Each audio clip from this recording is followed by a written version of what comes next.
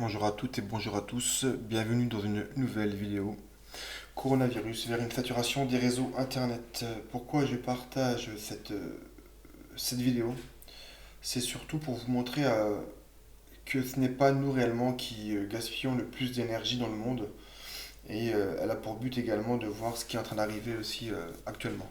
Mais c'est surtout pour attirer votre attention sur le fait que non, ce n'est pas les personnes lambda qui bouffent les ressources de la planète au niveau de l'énergie.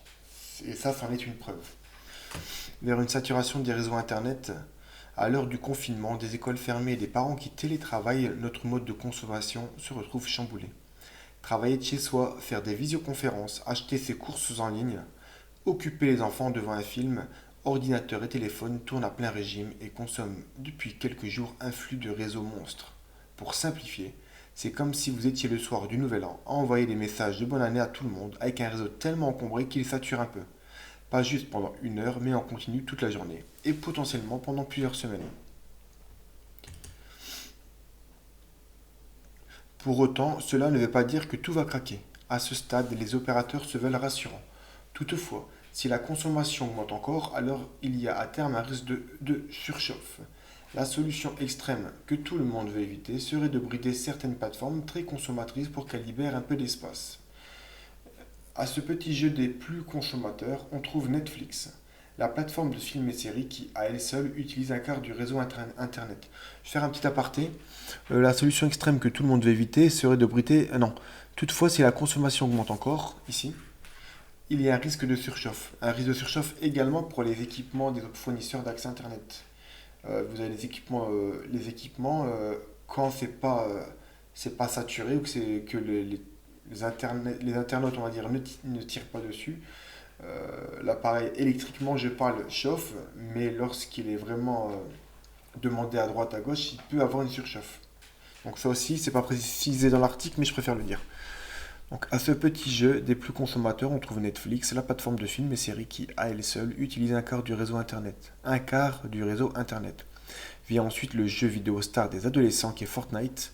Et le troisième gros consommateur, c'est une plateforme de pornographie dont les vidéos consomment autant que des milliers de télétravailleurs.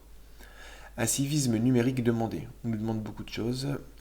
Bref, pour éviter d'en arriver à devoir choisir les services plus essentiels que les autres sur Internet, les opérateurs de télécom en appellent donc au civisme numérique. C'est une habitude nouvelle de consommation à prendre. Consommer moins, peut-être à des heures différentes et surtout bien utiliser son réseau Wi-Fi, sa box, plutôt que les réseaux mobiles qui sont plus fragiles. Je redonne raison. Je redonne raison.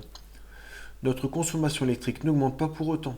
Rien que pour la journée d'hier, elle a été réduite jusqu'à 20% par rapport à un mardi classique car les entreprises, l'industrie et les commerces à l'arrêt ou qui fonctionnent au ralenti consomment en temps normal 2 tiers des ressources en électricité. Vous entendez? 2 tiers des ressources en électricité. Marre de cette auto-flagellation, marre de cette auto-culpabilité, de se plaindre et de dire nous sommes les pollueurs, nous sommes... Non, non. Je ne déverse pas des eaux acides, comme je l'ai déjà dit, dans les océans. Je ne déverse pas, entre guillemets, enfin le déverser, le terme n'est pas bien choisi, des métaux lourds dans le ciel. C'est pas moi qui fais ça. Ce n'est pas moi. Léla, vous avez la preuve que ce n'est pas nous non plus qui consommons. Euh, c'est où? Ouais, qui consommons en temps normal les ressources en électricité, ce n'est pas nous. En temps normal, 2 tiers des ressources en électricité sont consommées par les entreprises, l'industrie et les commerces. Ce n'est pas nous. Donc non, ce n'est pas nous qui bouffons les ressources en électricité. C'est faux. La preuve. Les fluctuations d'électricité sont devenues par ailleurs bien plus aléatoires. En temps normal, en journée, on a 3 pics de consommation vers 9 h, 12 h à la pause et 19 h 30 le soir au moment du dîner. Partant de coronavirus, la consommation d'électricité ne correspond plus du tout aux habitudes. RTE a même constaté des baisses soudaines de la consommation durant certains soirs à 20 heures précises ces derniers jours. Ce sont les moments où les chefs de l'État ont pris la parole, où tout le monde a dû s'arrêter de consommer pour uniquement regarder son poste de télévision, ce qui n'est pas du tout mon cas. Pour les experts chargés des régulations, ces changements de consommation rendent la tâche plus compliquée. L'électricité ne se stocke pas, il faut moduler la production en temps réel. Le réseau électrique n'est pas en danger, mais il est vrai que la France confinée avec ses pics et ses creux de consommation mouvement est encore un saut dans l'inconnu. Une troisième révolution de l'électricité et des réseaux que nous découvrons en temps réel, tout autant que les inconnus sanitaires et économiques. Je ne vois pas pourquoi ils s'inquiètent. Après, je ne suis pas un spécialiste là-dedans, mais je ne comprends pas pourquoi ils s'inquiètent alors que ça a été réduit de 20% au niveau, voilà, par rapport à un mardi classique. Il faudra voir ça dans le temps. Donc, c'est une preuve A par A plus B que ce n'est pas le consommateur lambda qui est responsable de la consommation en ressources d'électricité. Les deux tiers sont par les entreprises. J'espère que cette vidéo vous a plu et je vous dis à très bientôt pour une prochaine. Ciao!